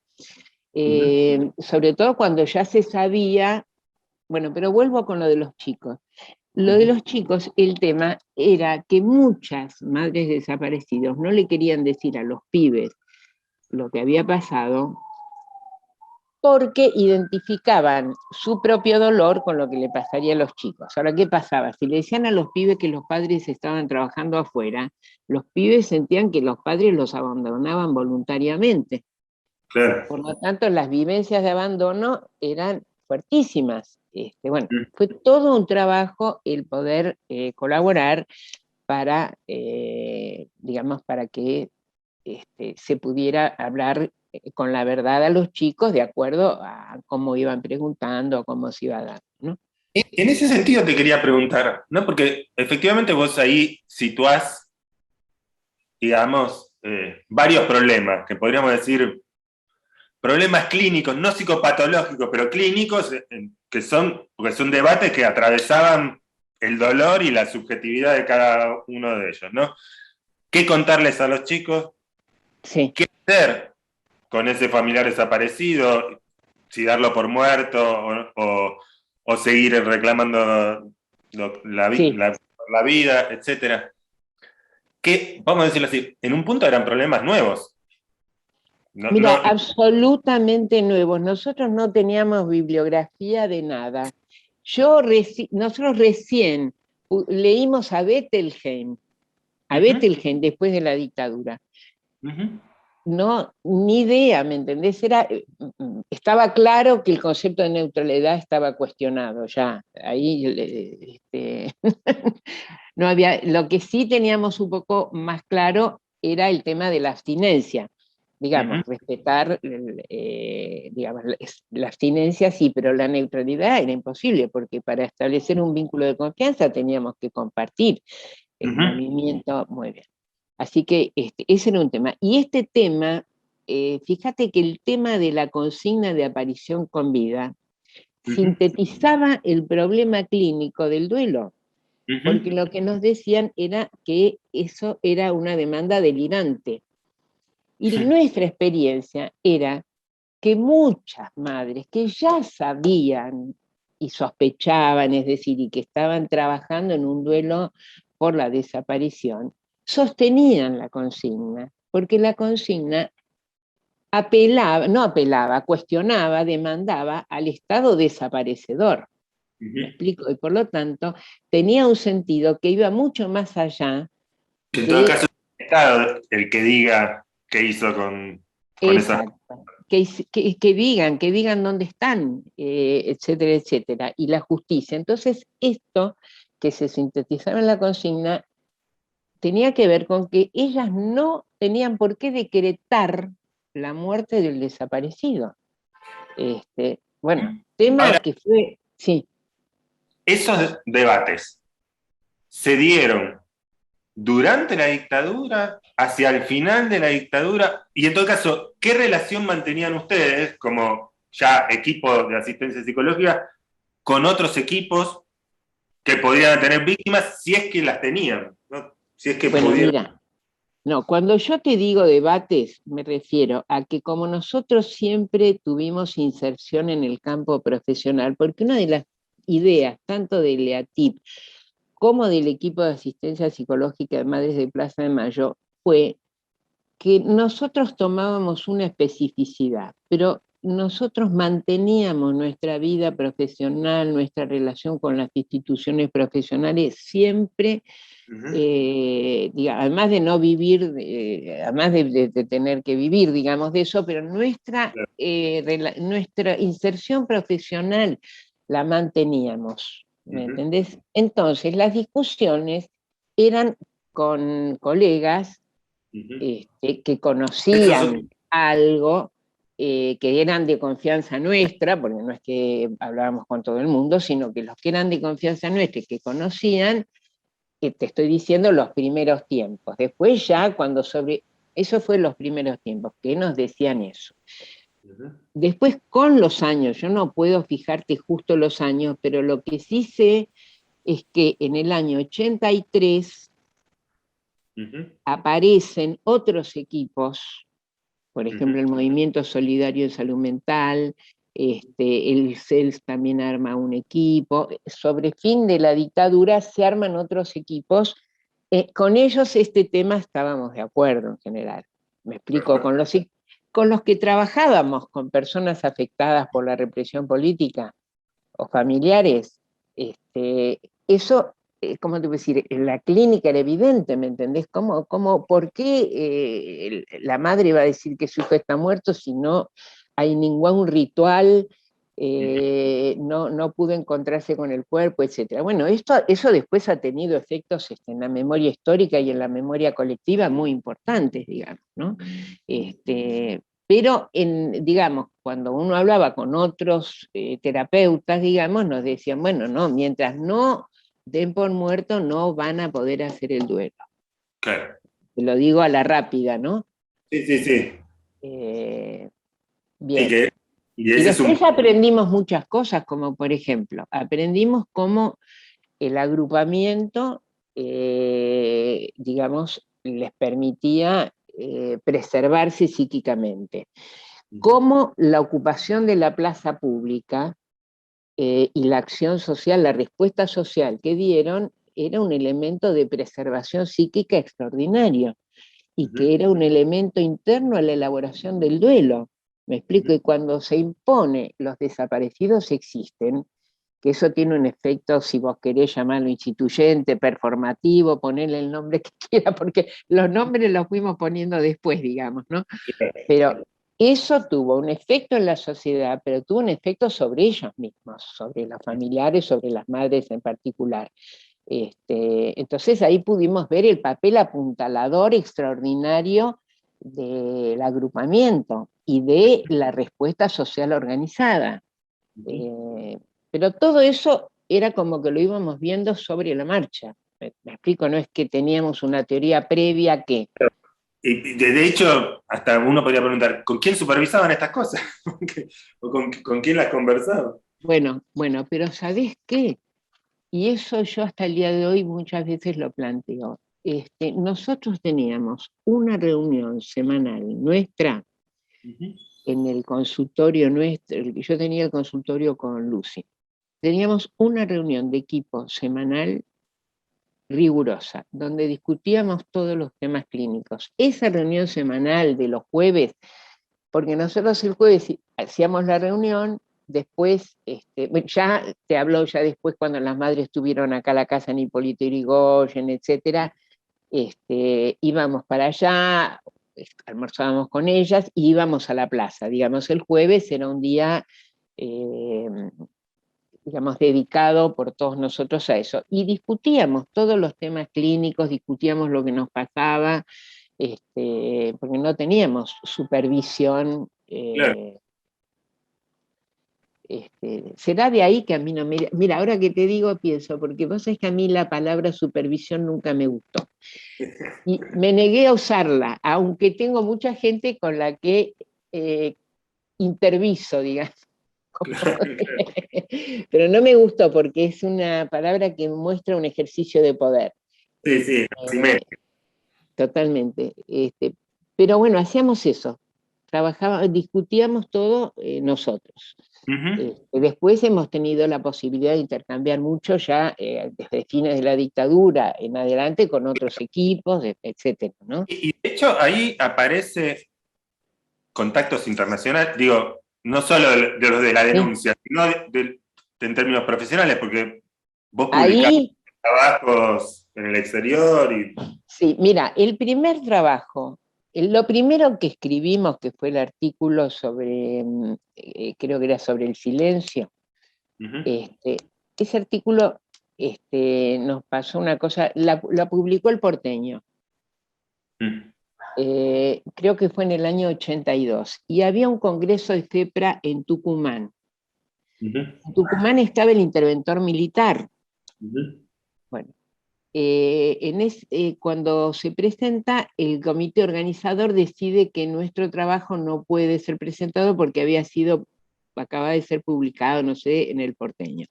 Rafael Paz, que estaba en el comité organizador, plantea que se nos permita leer el trabajo fuera de programa, Ujú.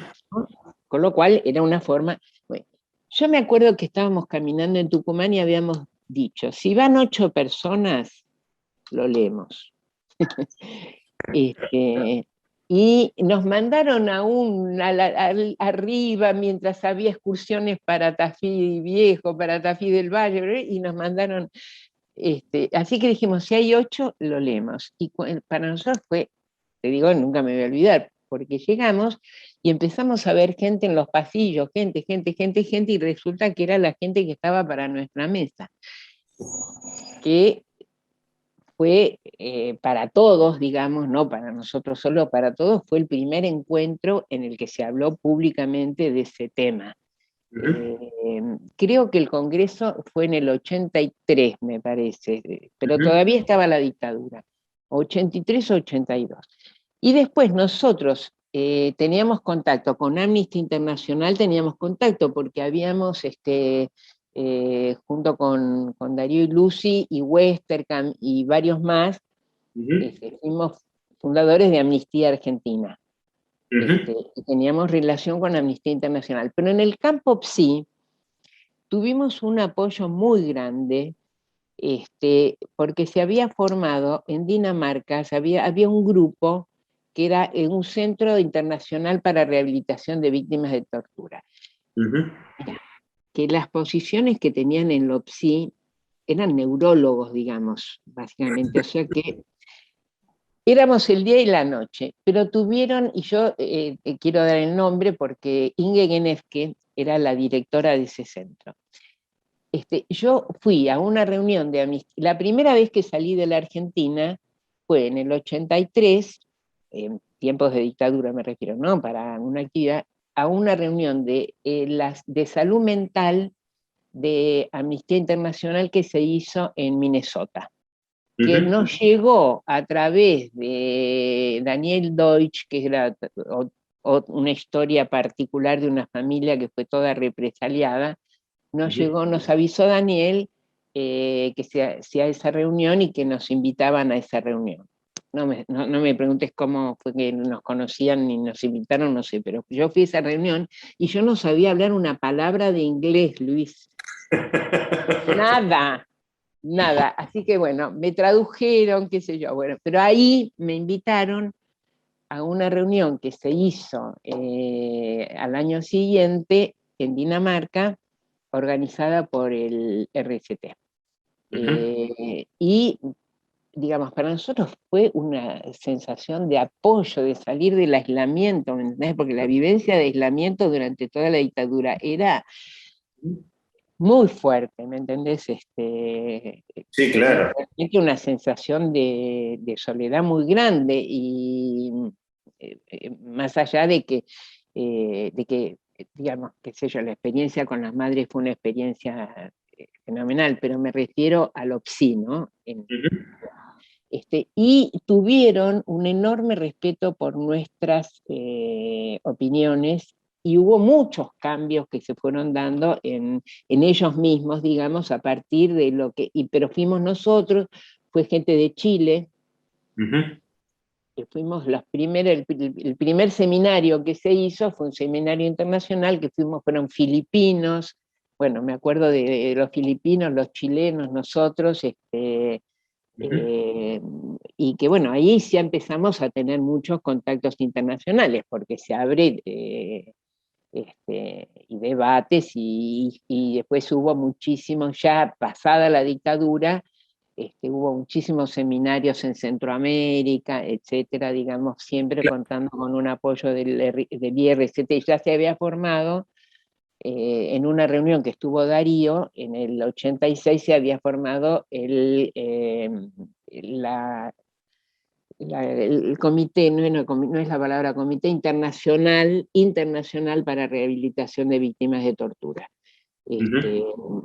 Que, En ese sentido, digo, y ya avanzando como en esto del retorno a la democracia, ¿no? Porque ahí lo que aparece es, bueno, una salida del aislamiento, en parte lo que contás del Congreso de Tucumán de FEPRA, que parecía haber, digamos, expectativa por escuchar el trabajo de ustedes, y estos lazos internacionales, ¿no? Donde, con distintos equipos de otras partes del mundo. Pero en los 80, digamos, en la postdictadura, en el inicio de la democracia, ¿cómo evaluás vos hoy, si querés, el impacto de lo que ustedes trabajaron con víctimas del terrorismo de Estado en relación al campo PSI en general, digamos?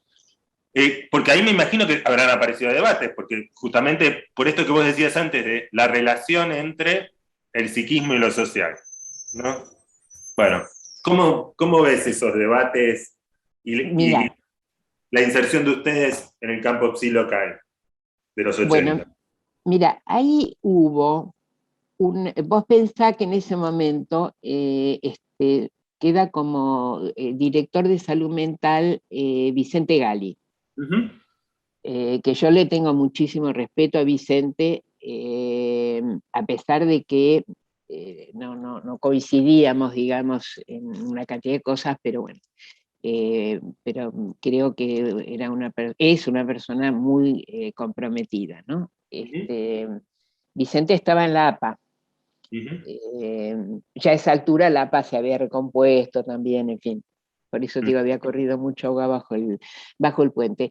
Y hubo una jornada que organizó la Asamblea Permanente de Derechos Humanos, en la que hay una persona que no me puedo acordar el nombre, pero estaba Gilú García Reynoso, Vicente Gali y yo. Fue una actividad que se hizo en la sala, en la A y la B, que se abrieron en el San Martín.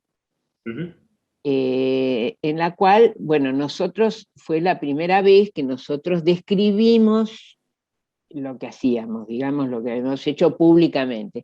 También fue, por eso digo, porque pensá vos que lo que había sido la resistencia y el aislamiento de las madres sobre el final de la dictadura se transforma, ocupa en el lugar del ideal social, digamos, cambia Claro. completamente la situación. Y quedan ubicadas en un lugar completamente diferente. Eso también tuvo incidencia, en mi opinión, en la valoración de lo que habíamos trabajado nosotros, de alguna manera, y desde ese punto de vista hubo mucho reconocimiento, digamos, sinceramente. Después nosotros, unos años después, empezamos a trabajar para que se armara la cátedra en psicología. la de ética, sí, derechos humanos y salud mental, algo así, era el nombre. Pero, digamos, pero en general, digamos, los debates eran los debates de esa época en el campo del psicoanálisis en general. Y nosotros como participamos como cualquier hijo de vecino, digamos, en esos debates generales, ¿no es cierto? Con opiniones. Respecto de nuestra, digamos, de nuestra experiencia, había en general valoración de lo que habíamos hecho, en fin.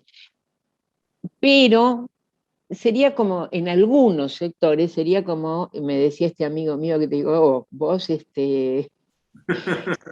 muy buena terapeuta, pero no sos psicoanalista, ¿no?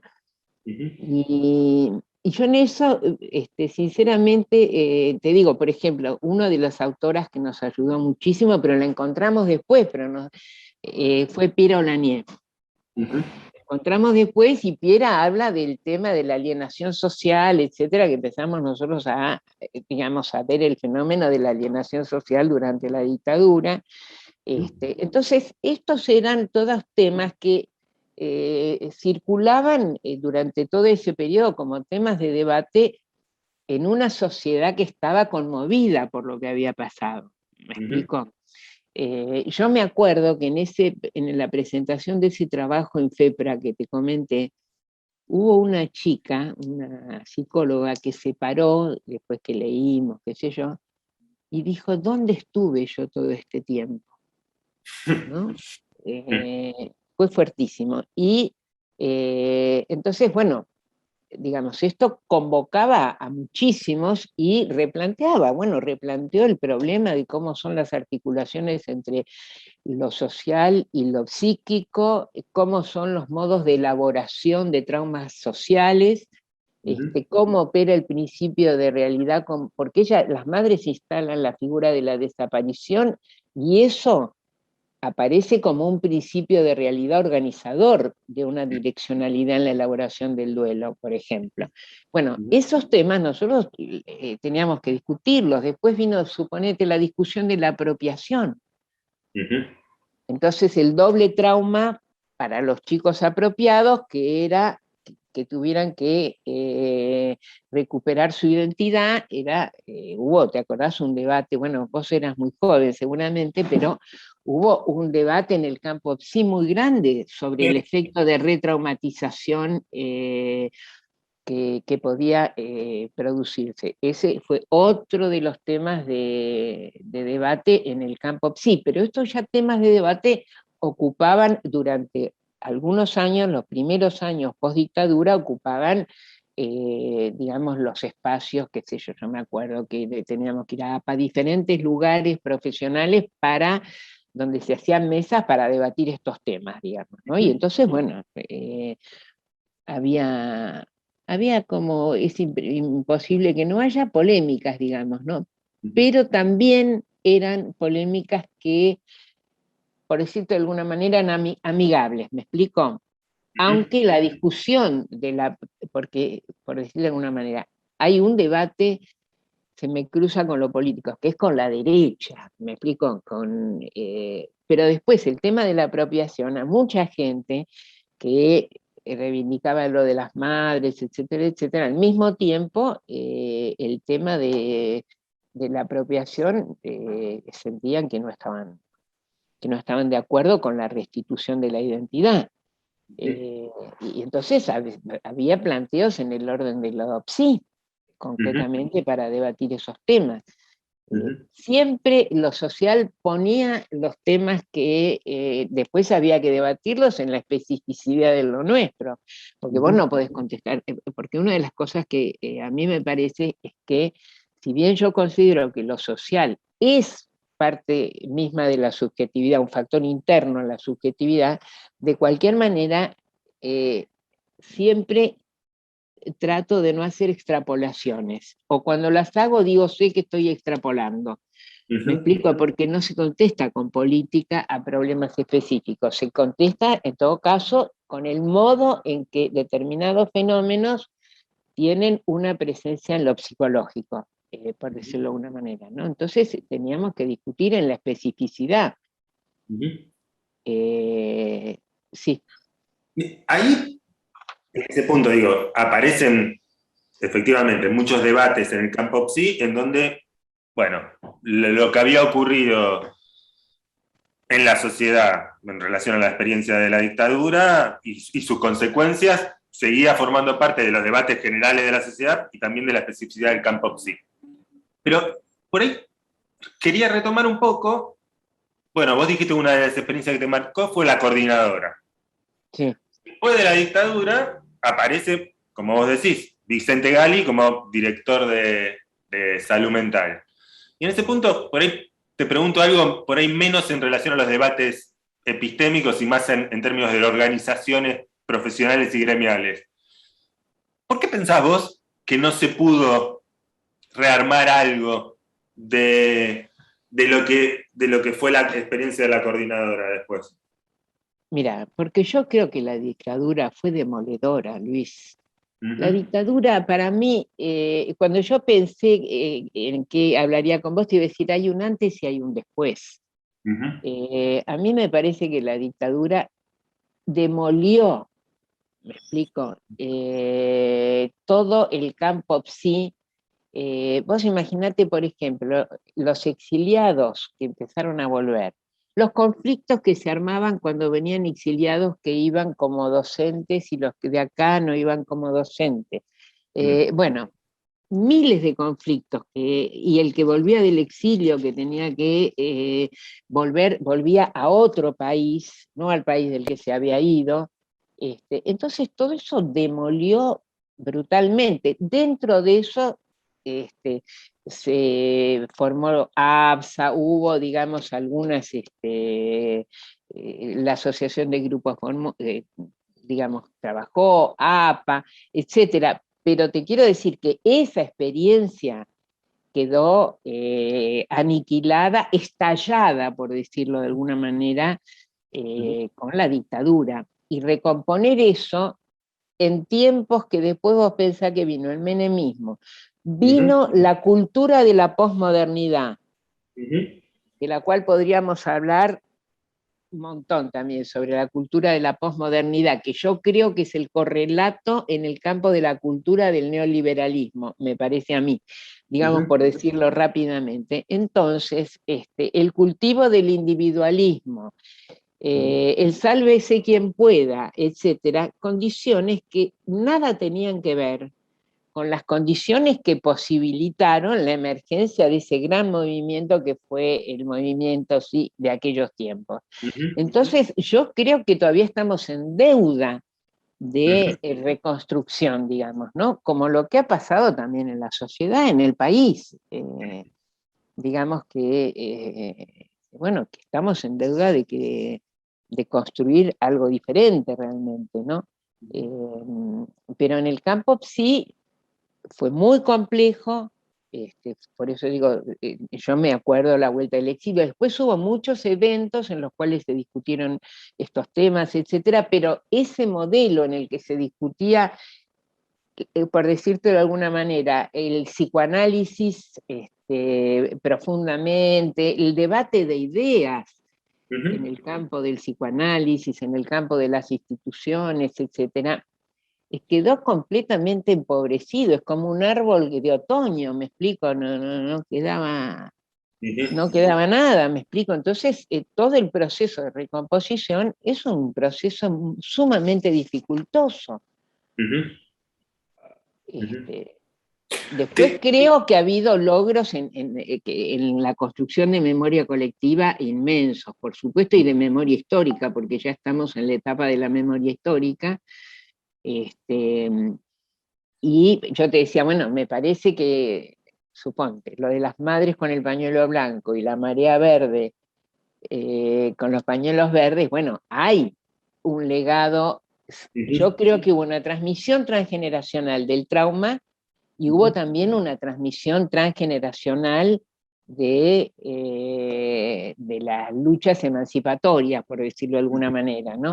Yo me Uh-huh. acuerdo que cuando fue lo de las chicas jóvenes en las calles, digamos, con lo de la marea verde, me acuerdo, mira, que se decía qué iba a pasar si no se aprobaba la ley, que no se aprobó en ese momento, que entonces las pibas se iban a agarrar una depre terrible, etcétera, etcétera, ¿no? Y sin embargo, ¿qué ocurrió?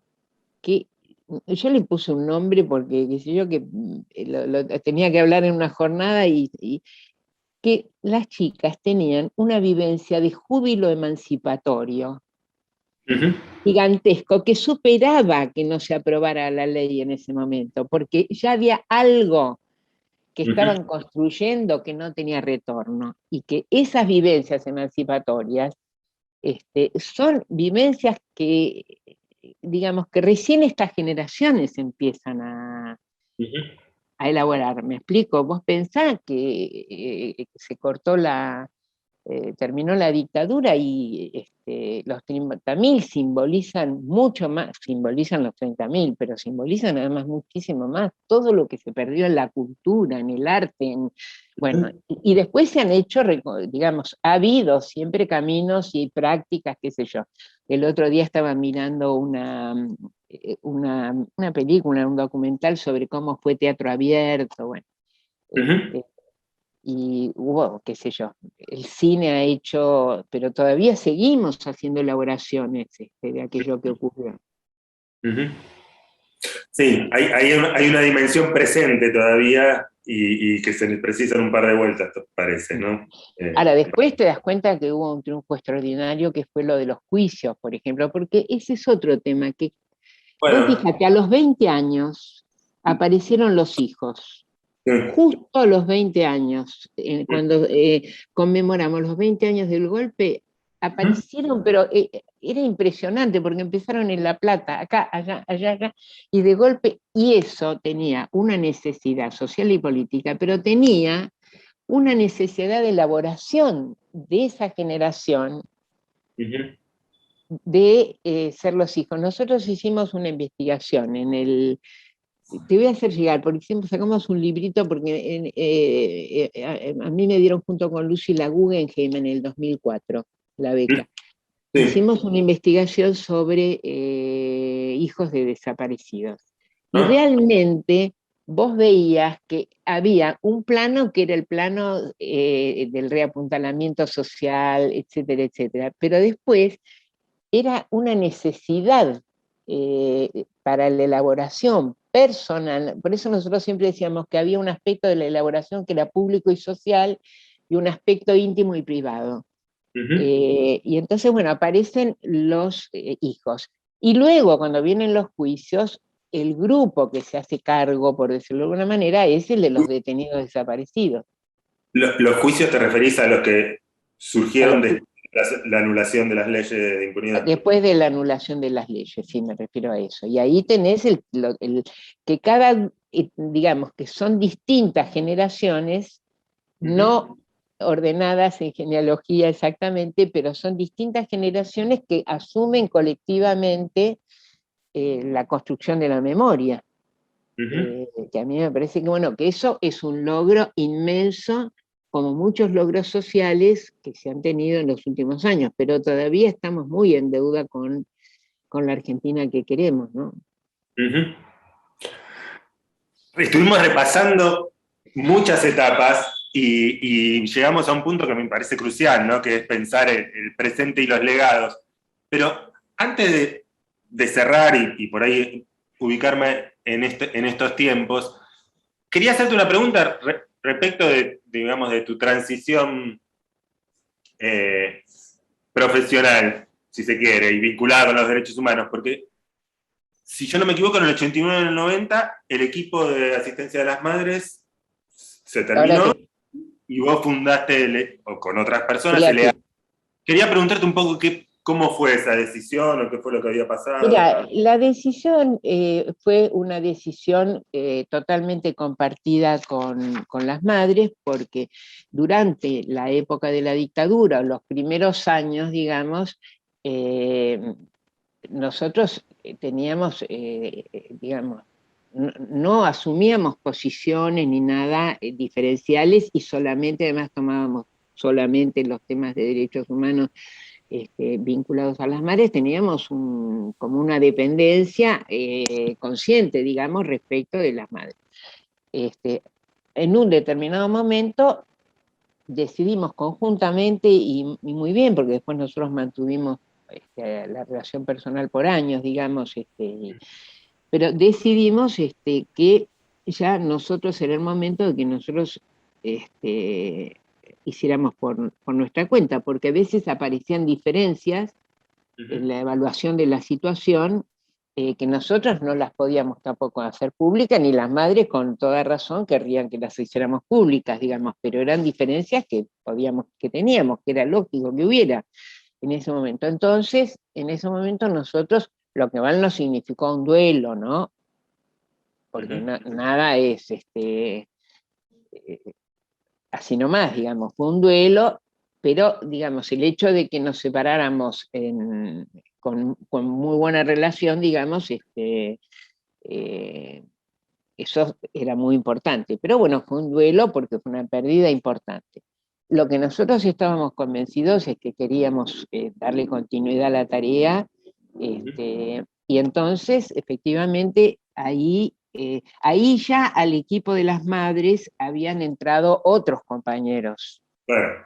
¿no? Después de la dictadura se había ampliado porque era un grupo mucho más grande, y entonces ahí un grupo de los que estábamos en el grupo que sería el grupo fundacional del equipo, más otros compañeros y gente más joven, formamos el EATIP en el año fines del 90, eh, que se llama Equipo Argentino de Trabajo de Investigación Psicosocial, que, digamos, lo que definimos fue que íbamos a seguir trabajando con temas de derechos humanos y salud mental, obviamente, y con situaciones traumáticas de origen social, en relación a grupos que den respuestas sociales a esas situaciones, ¿no?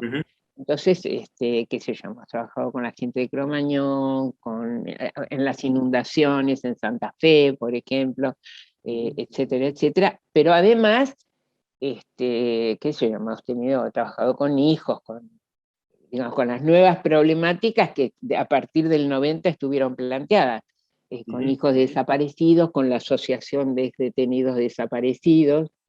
Hemos hecho acompañamiento después ya en los juicios, acompañamiento a testigos. Bueno, mira, yo por muchos años siempre pensaba que nosotros hemos dicho, el día que no haga falta más, cerramos, porque, digamos, no, sí, decimos en el sentido de que, de esto, de no burocratizarnos, ¿viste? De no tener instituciones burocratizadas.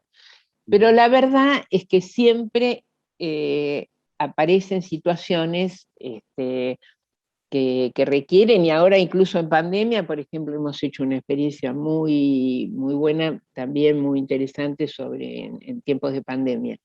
Pero, digamos, con este equipo hemos trabajado muchísimo, se incorporaron nuevos colegas. Bueno, yo además tengo el placer de que una de mis hijas Mariana Lagos, está en el equipo. Eso también es cuestión, ¿no?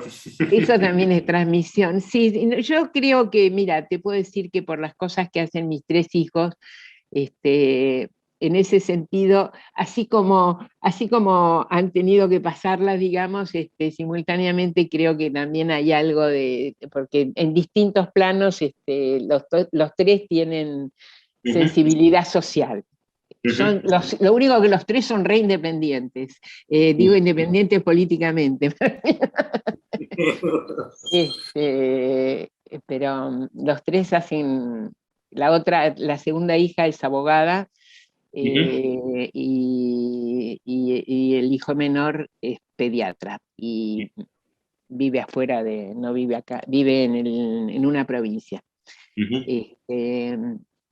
Bueno, pero Me estabas preguntando el EATIP. Y el EATIP, con el EATIP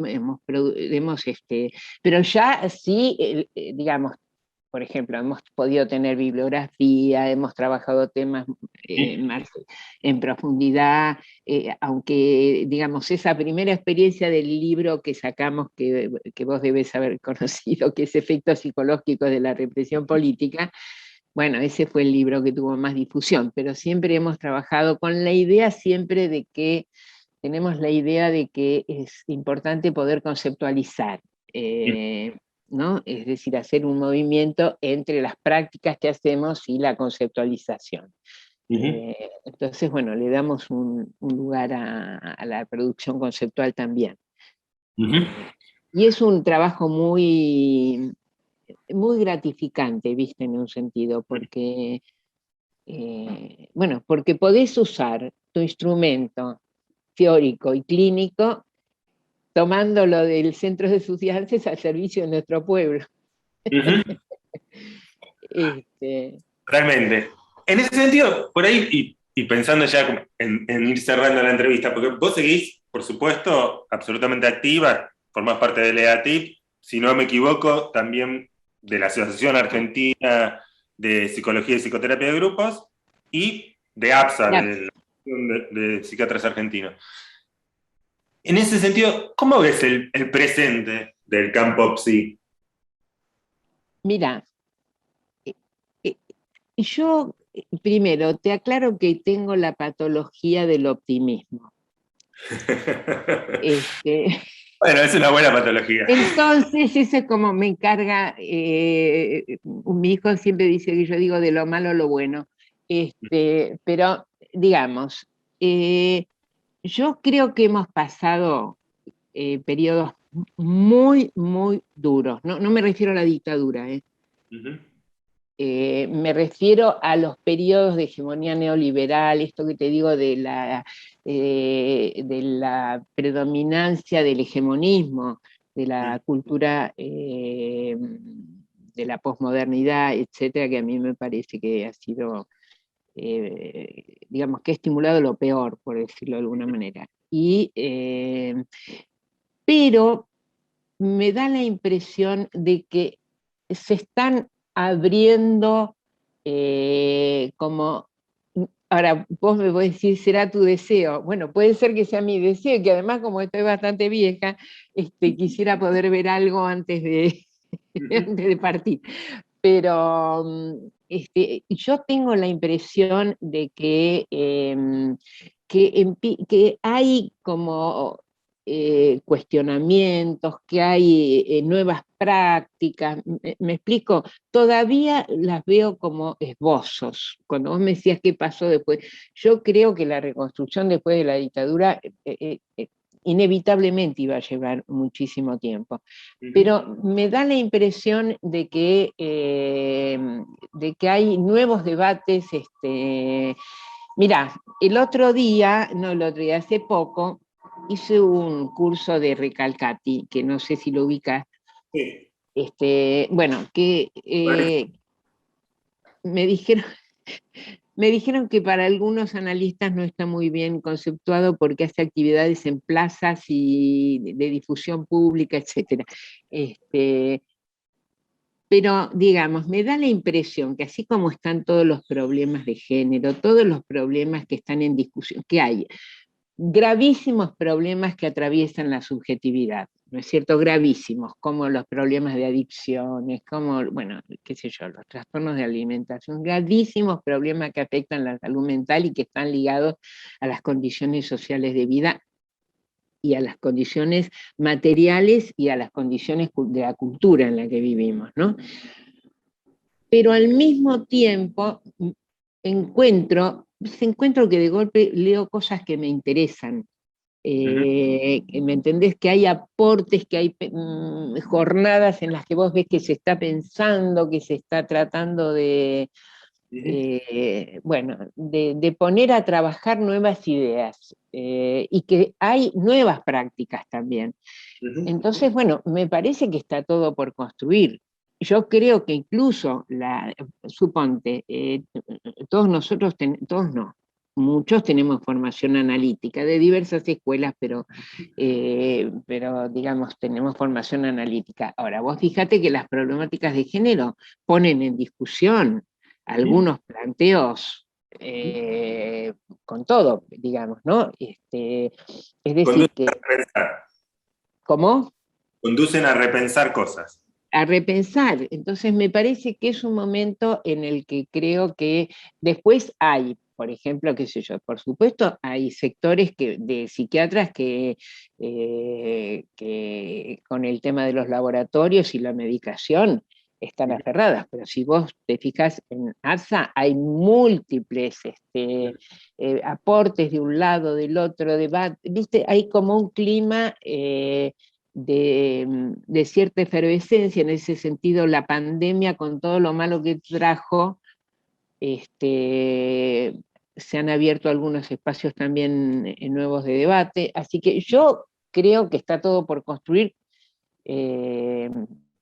y que está abierto y que hay generaciones jóvenes que así como tomaron la posta en lo democrático, tomaron y van los 24, ahora no, pero siempre viste, uno veía a los pibes que iban los 24 de marzo, bueno, yo creo que hay generaciones jóvenes que nos están planteando repensar, retomar algunas cuestiones históricas válidas y dar vuelta a otras, ¿no? Diana, ha sido un placer escucharte y conversar con vos. Así que en nombre del Centro Argentino de Historia PSI, te agradezco muchísimo la entrevista, que en breve esperamos poder difundir por el canal de YouTube de la Biblioteca Nacional. Bueno, te agradezco muchísimo y bueno, uno podría charlar miles de cosas. Te agradezco por el clima que creaste de cordialidad y que pudimos conversar súper tranquilos y bien. Muchísimas gracias a vos. Estamos en contacto. Bueno, chao. Chao, hasta luego.